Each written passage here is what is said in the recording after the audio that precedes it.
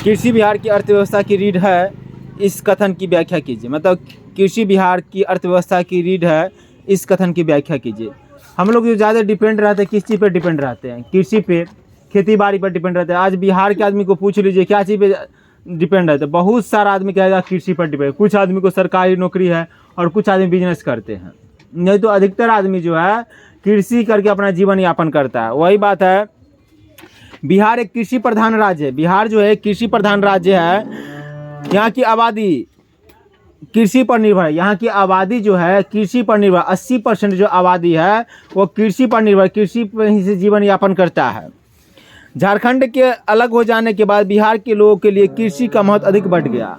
झारखंड से अलग होने के बाद बिहार का जो है कृषि पे ही पूरी तरह डिपेंड हो गया। पहले तो था क्या कहता है, कोयला खदान था, लोह उद्योग था, ये सब था, उद्योग भी वगैरह सब था। मगर जब बिहार जब अलग हो गया झारखंड से, तो बिहार में सिर्फ क्या बच गया? पानी बच गया और बेरोजगारी बच गया, और इसके अलावा कुछ भी नहीं है। हाँ, कृषि का महत्व अधिक बढ़ गया। कृषि के अलावा यहाँ अन्य रोजगार के साधन का अभाव है। अन्य रोजगार के साधन का मतलब अन्य रोजगार नहीं मिलता है यहाँ। कृषि के ही अथी मिलेगा, नहीं तो अन्य रोजगार बहुत कम मिलता है, बहुत नहीं के बराबर। अतः कृषि बिहार की अर्थव्यवस्था का आधार, अतः कृषि बिहार की अर्थव्यवस्था का आधार है। बिहार की अर्थव्यवस्था का आधार है, मतलब हम लोग जो ज़्यादा डिपेंड रहते हैं वो कृषि पे ही डिपेंड रहते हैं। चलिए अगला देखते हैं। नदी घाटी परियोजना के मुख्य उद्देश्यों को लिखिए। नदी घाटी परियोजना के मुख्य उद्देश्यों को लिखिए।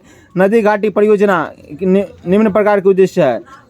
पन बिजली का उत्पादन करना, पानी बिजली का उत्पादन करना। हम लोग जो पानी बिजली का उत्पादन करते हैं नदी घाटी परियोजना से ही। बाढ़ एवं अपवर्दन का नियंत्रण करना। बाढ़, जैसे कि आप लोग देखते होंगे नदी के किनारे एकदम अति पंडाल बनाया था, किस लिए? कि वो नदी का पानी जो गांव घर में नहीं जाए। अगर गांव घर में चला आएगा तो बाढ़ भी आ सकता है बाढ़ के समय में, इसीलिए वहाँ पे पंडाल बनाया जाता है। सिंचाई की सुविधा का विकास करना। अगर पानी रहेगा तो सिंचाई आराम से हो जाएगा। आप लोग देखते होंगे कि नहर उहर में अगर आप पानी पटाते हैं नहर से या नदी से, तो क्या होता है कि पानी ज़्यादा देता है। वही आप बोर्डिंग से पटाइएगा तो पानी कम देता है। सिंचाई की सुविधा का विकास करना। पर्यटन स्थलों का विकास करना। मतलब कि जैसे कि पर्यटन स्थल का विकास होता है, उसमें मछली उछली पालन कर देता है तो लोग देखता क्या कहता है, दाना वाना डालता है तो मछली सब आता है, तो देखने में अच्छा लगता है। तो उससे जो पर्यटन वगैरह है, जो घूमने वगैरह आता है तो उसको अच्छा लगता रहता है। चलिए आगे देखते हैं। बिहार में वनों का अभाव के 4 कारणों को लिखिए। बिहार में वनों के अभाव के 4 कारणों को लिखना है। विभाजन के बाद अधिकतर वन आच्छादित क्षेत्र का झारखंड में चला जाना, मतलब वन जो क्षेत्र था वो झारखंड में चला गया अधिकतर। कृषि एवं निर्मित क्षेत्रों में विस्तार के कारण वनों का विनाश, मतलब कृषि एवं निर्मित क्षेत्र के विस्तारों के कारण वनों का विनाश। देखिए कृषि क्षेत्र में विस्तार होने लगा। विस्तार क्यों होने लगा? जनसंख्या जैसे जैसे बढ़ेगा वैसे वैसे जहाँ पे मान के चले जहाँ पे खेती बाड़ी होता है वहाँ पे घर बनेगा, और जहाँ पे क्या कहता है, जहाँ पे वन वगैरह उसको काट उट के उस पर खेती किया जाएगा या घर बनाया जाएगा। इसी कारण है जो वन का विनाश हो रहा है, और क्या कहता है वन धीरे धीरे कम होते जा रहा है, जनसंख्या बढ़ते जा रहा है, इसलिए वन का विनाश होते जा रहा है। वन के महत्व को संबंधित जागरूकता का अभाव। वन के महत्व किससे संबंधित जागरूकता का अभाव, मतलब वन रहने से क्या महत्व उसका अभाव है।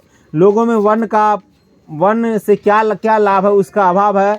अगर वन के बारे में सबको जानकारी अच्छी तरह से हो जाएगा तो जल्दी पेड़ नहीं काटेगा, इसीलिए वन के बारे में जानकारी देना। वन अगर मान आप लोग 5वां 6वां में पढ़े होंगे कि एक पेड़ से दोस्ती करता है। पेड़ से दोस्ती करने के बाद क्या होता है पता है ना? जब उस लड़का का शादी का उम्र रहता है तो पेड़ से कहता है कि हमको शादी का मुझे पलंग के लिए लकड़ी चाहिए। तो बोला दोस्त मेरा ये लकड़ी किस दिन काम आएगा, टहनी ले जाओ, काट के ले गया। फिर नहीं, पहले स्टार्टिंग में उसको पैसा की ज़रूरत है तो फल तोड़ के दिया, फिर बाद में कुछ जलावन का ज़रूरत पड़ा, फिर जलावन दिया, फिर उसको पलंगड़ी बनाने का ज़रूरत पड़ा तो पलंगड़ी के लिए काट के दिया। और फिर जब बूढ़ा हो गया तो बोलता दोस्त अब क्या चाहिए? बोला अब मेरे पास कुछ नहीं चाहिए, अब जो उसका कटा हुआ पेड़ था टहनी बचा तो उस पर जाके बैठा। तो पेड़ जो है आपको हमेशा साथ देता है, आपको क्या कहता है ऑक्सीजन देता है, आपको फल देता है, आपको जलावन देता है, आपको छांव देता है, ये सब बहुत सारी चीज़ देता है पेड़, ठीक है। और पर्यावरण को भी बचाता है। समय समय पर बारिश अगर करवाना है टाइम टू टाइम तो पेड़ उतना रहना चाहिए, तो आपको दिक्कत नहीं होगा।